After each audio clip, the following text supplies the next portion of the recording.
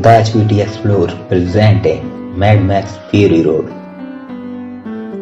हमें कहानी के स्टार्टिंग में सुनसान रेगिस्तान में एक लड़का दिखाया जाता है जिसका नाम मैक्स होता है। मैक्स एक समय में पुलिस वाला हुआ करता था, लेकिन दुनिया में अब ऐसा कुछ नहीं है। अब दुनिया पूरी तरह बदल चुकी होती है, क्योंकि इसका कारण दुनिया में हुए आपस में न्यूक्लियर वॉर होता है। इस वजह से हवा पानी सब जहरीले हो गए और पूरी धरती बंजर हो गई, और अब धरती पर कुछ ही गिने चुने लोग बचे होते हैं। इस वॉर में मैक्स की फैमिली भी मारी जाती है, और इसी कारण मैक्स को अपने परिवार के विजन्स भी आते हैं। वहीं मैक्स देखता है कि कुछ गाड़ियां हैं जो उसी की तरफ आ रही होती हैं, और मैक्स अपनी गाड़ी में बैठकर जाने लगता है। वो लोग मैक्स की गाड़ी को टक्कर मारकर पलटा देते हैं। इसके बाद मैक्स को बंदी बना लिया जाता है, और वो लोग मैक्स को अपने साथ ले जाते हैं और उसकी पीठ पर यह लिख देते हैं कि ये यूनिवर्सल डोनर है, क्योंकि उसका ब्लड ग्रुप ओ नेगेटिव था। मैक्स यहाँ से भागने की कोशिश भी करता है, लेकिन वो लोग उसे किसी तरह दोबारा पकड़ लेते हैं। ये जो लोग होते हैं ये सब एमोटन जो के लिए काम करते हैं। एमोटन जहाँ पर सबसे ताकतवर इंसान होता है। एमोटन और उसकी आर्मी एक अजीब सी बीमारी के शिकार भी होते हैं। वे नॉर्मल इंसान नहीं होते, क्योंकि उन्हें समय समय पर खून की जरूरत पड़ती रहती है। एमोटन जो अपने चेहरे पर एक खास तरह का मास्क भी पहना रहता है। दरअसल उसे जिंदा रहने के लिए मास्क पहनना जरूरी है, क्योंकि वो उसी से सांस ले पाता है।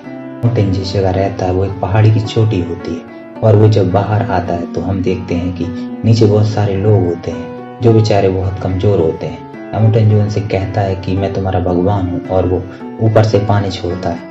लोग पानी देखकर बहुत खुश होते हैं और पानी के लिए आपस में लड़ने भी लगते हैं। यहीं पर हमें गाड़ी में एक लड़की को भी दिखाया जाता है जिसका नाम फ्यूरियोसा होता है। दरअसल ये भी एमोटन की आर्मी में होती है। फ्यूरियोसा को डील करने के लिए करीबी इलाके में जा रही होती है।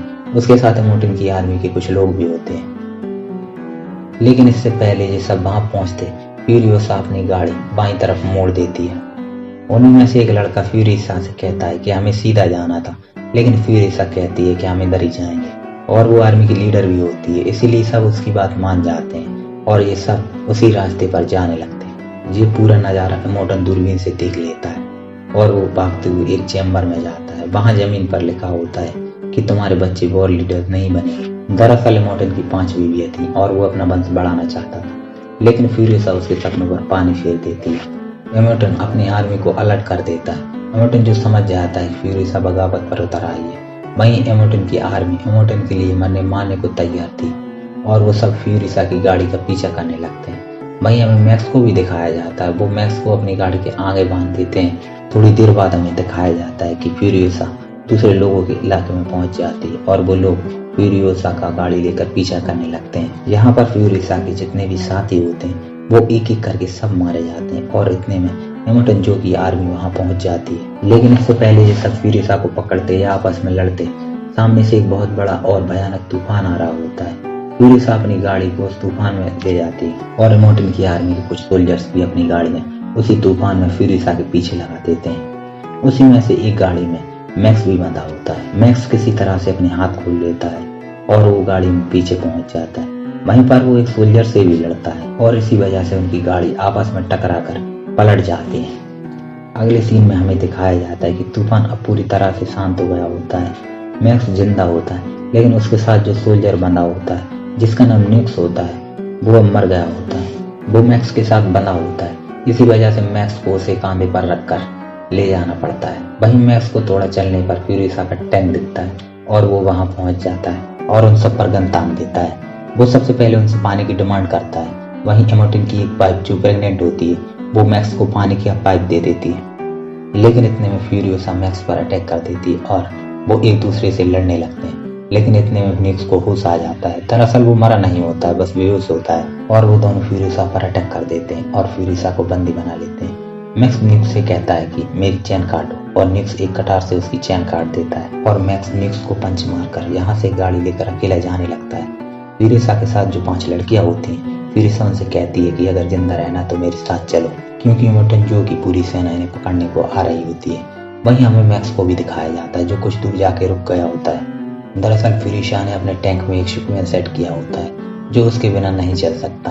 वहीं फ्यूरियोसा पहुंच जाती है और मैक्स को सब बताती है और कहती है कि हम सब साथ चलेंगे। मैक्स को मजबूरी में सबको साथ ले जाना पड़ता है, और थोड़ी दूर इन्हें आगे चलने के बाद एक गैंग मिलती है। दरअसल ये इनका इलाका होता है। फ्यूरियोसा मैक्स से कहती है कि मैंने इनसे डील की थी कीजिए हमें यहाँ से जाने दें और इसके बदले मैंने इनको तेल देने का वादा किया था जो हमारी गाड़ी के पीछे गोल टैंकर में है। और फिर ईशान सबसे गाड़ी में नीचे छुपने को कहती है। ये सब भी गाड़ी के नीचे छुप जाते हैं और फिर ईशा गाड़ी से बाहर आती है जहाँ पर इन लोगों का सरदार होता है। लेकिन इतने में एमोटन की आर्मी वहाँ पहुँचने वाली होती है, इसलिए मैक्स गाड़ी स्टार्ट कर देता है और किसी तरह फिर ईशा भी गाड़ी में बैठ जाती है। ये इन लोगों का इलाका होता है, इसीलिए ये एक चट्टान को ब्लास्ट कर देते हैं और रोड जाम कर देते हैं, जिसकी वजह से एमोटन की आर्मी आगे नहीं बढ़ पाती और ये सब मैक्स और फिर ईशा की गाड़ी का पीछा करने लगते हैं। ये बाइक राइडर होते हैं और इन सब के बीच गोलीबारी होने लगती है और मैक्स और फ्यूरियोसा एक एक कर पूरे बाइक राइडर को मार डालते हैं। फ्यूरियोसा और मैक्स इस जगह से निकलने ही वाले होते हैं कि इतने में एमोटन अपनी गाड़ी से वहां पहुंच जाता है।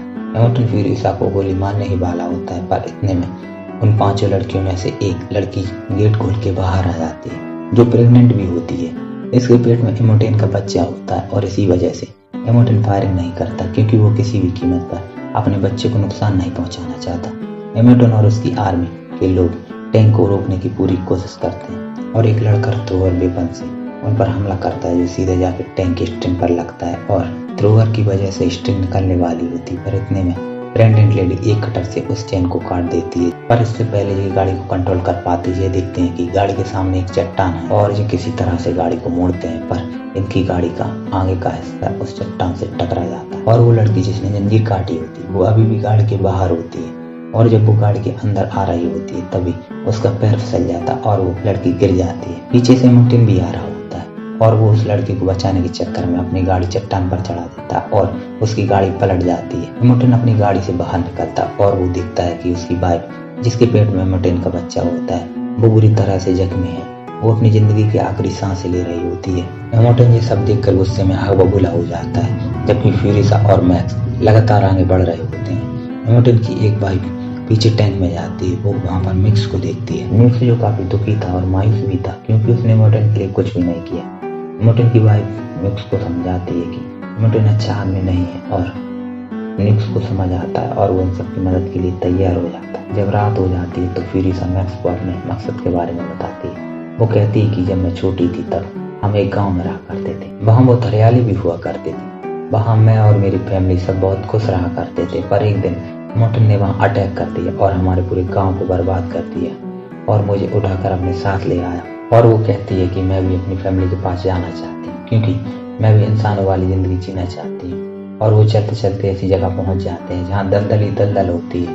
उनका ट्रक वहीं फंस जाता है और दूसरी तरफ एमोटन की आर्मी जो लगातार इनका पीछा कर रही होती है वो भी इनके पास पहुँचने वाली होती है। मैक्स ये सब देखकर कुछ दूर पीछे जाता है और धरती में डायनामाइट बिछा देता है कि जब एमोटन और उसकी आर्मी यहाँ से आए तब यहाँ पर ब्लास्ट होने की वजह से सब मारे जाएं। और वैसा ही होता है। जब एमोटन और उसकी आर्मी गाड़ियाँ पर यहाँ आते हैं तो एक के बाद एक गाड़ी ब्लास्ट होने लगती है और एमोटन और उसकी आर्मी की कुछ गाड़ियाँ ये सब देखकर पीछे ही रुक जाती हैं। लेकिन एक गाड़ी लगातार मैक्स और फ्यूरियोसा की गाड़ी का पीछा कर रही होती है और वह मैक्स जो अब इन सब की मदद करना चाहता है वो कहता है कि सामने एक सूखा पेड़ है, हमें गाड़ी की केबल को उससे बांधना चाहिए ताकि हम अपनी गाड़ी को दलदल से निकाल सकें।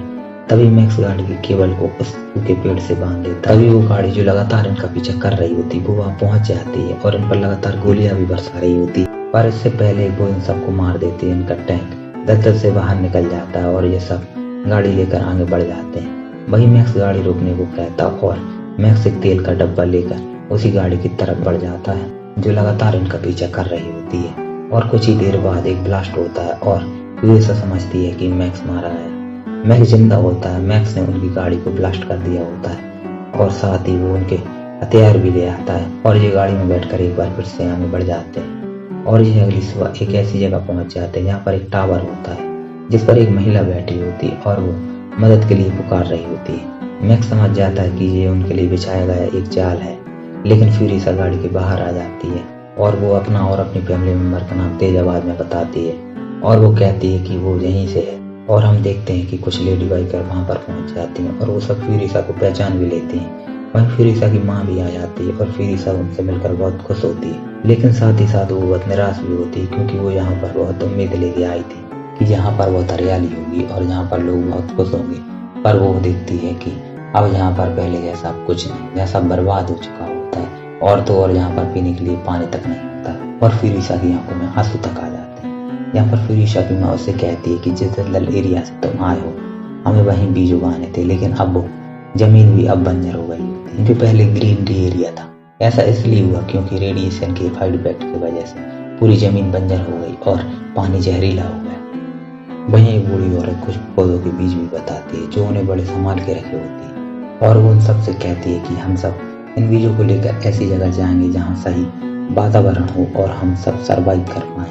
उन सब के पास और कोई चारा नहीं होता है और वो सब यह बात मान जाते हैं। फिरिसा मैक्स से भी साथ चलने को कहती है पर मैक्स साथ जाने से मना कर देता है और वो कहता है कि मैं अपना रास्ता खुद चुनूंगा। और वो सब मैक्स को एक बाइक देकर अगली सुबह अपनी मंजिल की तरफ बढ़ने लगते हैं। वहीं हमें मैक्स को भी दिखाया जाता है जिसे अपनी फैमिली के बीज आ रहे होते हैं। ये जो कहना चाह रहे थे कि फिरिसा और उनके लोगों की हेल्प करो और मैक्स बाइक पर बैठकर लोगों के पास आ जाता है और मैक्स फिरिसा से कहता है कि अगर हम सबको जिंदा रहना है तो हमें उसी जगह जाना होगा जहाँ पर तुम इमोर्टल के लिए काम किया करती थी, क्योंकि धरती पर वो ही एक ऐसी जगह है जहाँ पर जीवन जीने लायक सब चीजें उपलब्ध है। और साथ ही वो कहता है कि जिस जगह तुम जा रहे हो मासू के रेगिस्तान के अलावा और कुछ नहीं। और ये सब मैक्स की बात मान जाते हैं और ये दोबारा उसी रास्ते पर चल देते हैं जहाँ से ये आए थे, मतलब कि इमोर्टल के एरिया।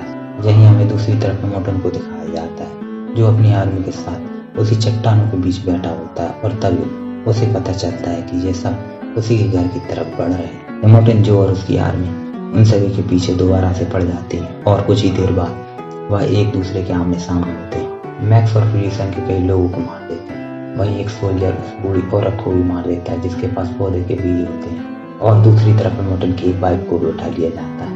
फिरिसा किसी तरह इमोर्टल की गाड़ी तक पहुंच जाती है और वो इमोर्टल के मास्क को खींचकर निकाल देती है जिससे मौके पर इमोर्टल की मौत हो जाती है। लेकिन अभी भी उसकी आर्मी के बहुत सारे सोल्जर होते हैं जो उन्हें मारना चाहते हैं। मिक्स तेल के टैंक को चला रहा होता है जिसमें बहुत सारा तेल होता है। उस टैंक को एक चट्टान से टकरा देता है जिससे बहुत बड़ा ब्लास्ट होता है और इसमें इमोर्टल की पूरी आर्मी मारी जाती है। वहीं हमें फिरिसा को भी दिखाया जाता है जो बहुत कमजोर हो गई होती है क्योंकि उसे चाकू लगा होता है जिसकी वजह से उसके बाद खून भी निकल जाता है। मैक्स समझ जाता है कि इसे खून की जरूरत है और वो उसकी बॉडी में अपना खून ट्रांसफर करता है जिसकी वजह से वो नॉर्मल हो जाती है। और अब ये सब इमोर्टल के घर पहुंच जाते हैं। वहाँ पर इमोर्टल की आर्मी के कुछ लोग भी होते हैं और जब मैक्स इमोर्टल की डेड बॉडी दिखाता है तो वहाँ पर जितने लोग होते हैं वो सब बहुत खुश होते हैं और खुशी के मारे नाचने लगते हैं। इमोर्टल जो मारा गया इसीलिए पानी को भी छोड़ दिया जाता है। पानी देखकर सभी लोग बहुत खुश हो जाते हैं और जो इमोर्टल की आर्मी के बचे हुए सोल्जर्स होते हैं वो दो बार से फिरिसा को अपनी आर्मी का कैप्टन मान लेते हैं। वहीं हमें नीचे मैक्स को भी दिखाया जाता है जो वहां से जा रहा होता है क्योंकि उसे लगता है कि जो काम उसे करना था वो अब उसने कर दिया है और यहाँ कहानी की हैप्पी एंडिंग हो जाती है।